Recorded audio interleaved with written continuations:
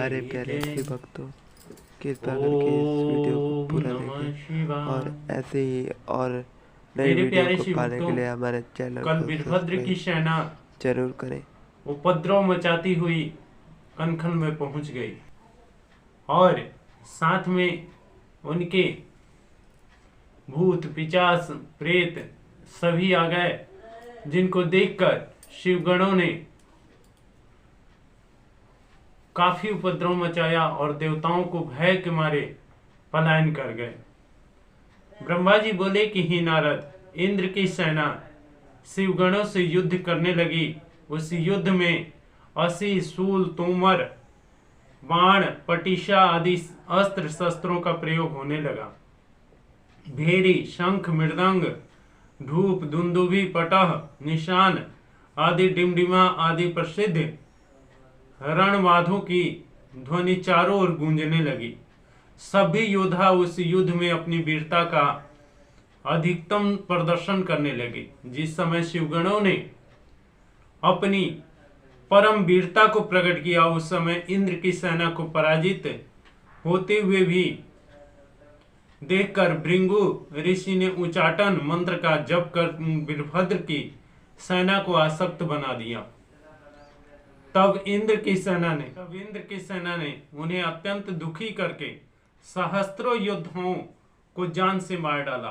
उस अपाचित विपत्ति को देखकर शिवगणों के भय के मारे भागने लगे और इंद्र की सेना विजयनी हो गई।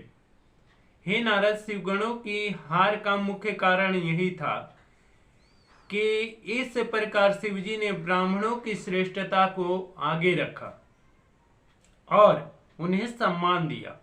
अस्तुतः जब वीरभद्र जी ने यह देखा कि हमारी सेना का हार हो गया और वह भाग रही है, तब वे भूत प्रेत आदि को पीछे कर स्वयं आगे हो गए और जो बड़े बड़े सेना योद्धापति बैल पर सवार थे, वे भी सब उनके साथ आगे आकर खड़े हो गए।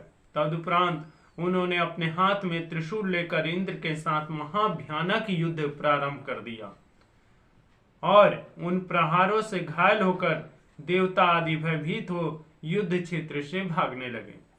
किसी के विभिन्न अंग कट गए तो कोई दो दो टुकड़ों में बट गया।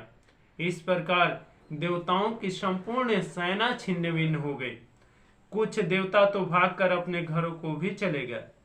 उस समय अकेले इंद्र ही दृढ़ता पूर्वक खड़े रहे और युद्ध क्षेत्र में वही सिर्फ दिखाई दे रहे थे। अपनी सेना को इस प्रकार भागते हुए देखकर इंद्र ने अपने गुरु बृहस्पति जी से पूछा कि हे गुरु, आप देवताओं की सेना के रक्षक हैं, अतः आप हमें कोई ऐसा उपाय बताइए जिससे हमारी जीत निश्चित हो। यह सुनकर बृहस्पति जी ने उत्तर दिया कि हे इंद्र, विष्णु जी ने जो कुछ कहा वही सब इस समय सामने आ रहा है। मंत्र तंत्र औषधि वेद शास्त्र धर्म पुराण विचार का प्रतीति आदि सब शिव जी की महिमा को जानते हैं और वह सब कुछ उसमें कुछ भी नहीं कर सकते और वह असमर्थ है। अतः तुम मूर्ख हो जो बच्चों की भांति समान बुद्धि रखते हो, उन्हीं भगवान सदाशिव से बैर ठाने रहे हो। यह सभी शिवगण की आज्ञा अनुसार आए हैं और इस यज्ञ को नष्ट करके ही मानेंगे। इनके सामने किसी की कोई जीत नहीं हो सकती, क्योंकि दधीचि ऋषि और अन्य ऋषियों ने इस यज्ञ को ही श्राप दे डाला है। हे नारद, बृहस्पति जी के मुख से यह वचन सुनकर इंद्र ने समीहित सभी देवताओं को बड़ी चिंता हो गई। उसी समय वीरभद्र ने उन सबको संबोधित करके कहा कि हे देवताओं, तुम्हारी सभी बातें बच्चों के समान बुद्धिहीन एवं व्यर्थ हैं।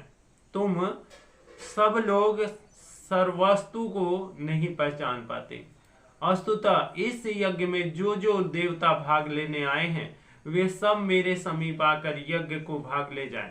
यह कहकर वीरभद्र ने एक ही बार इंद्र को, अग्नि, कुबेर, वरुण, सूर्य, चंद्र आदि सभी देवताओं को संबोधित करते हुए कहा, हे देवताओं, तुम सब मेरे समीप तो आओ और अपना अपना भाग ले जाओ। मैं तुम्हें सुखपूर्वक ऐसा प्रसन्न करूंगा कि तुम सदैव के लिए भगवान सदाशिव की महिमा का ज्ञान हमेशा के लिए प्राप्त कर जाओगे। इतना कहकर वीरभद्र ने अत्यंत क्रुद्ध होकर बाणों वर्षा की छड़ी लगा दी और उनके तीक्ष्ण बाणों के प्रहार से इंद्र के शरीर को घायल कर दिया। जब उन्होंने यह अनुभव किया कि वीरभद्र पर किसी भी प्रकार विजय नहीं प्राप्त किया जा सकता, तो सभी देवता वहां से भाग खड़े हुए। मेरे प्यारे शिव भक्तों, यह भगवान शिव की अपार महिमा है, जिसमें जो भी, चाहे वो चर हो अचर हो देवता हो कुछ भी हो, जो शिव से बैर करेगा वह कभी भी विजयी नहीं होगा। और इस कारण सभी देवता वहां से पलायन कर गए। बोलो शिव शंकर भगवान की जय।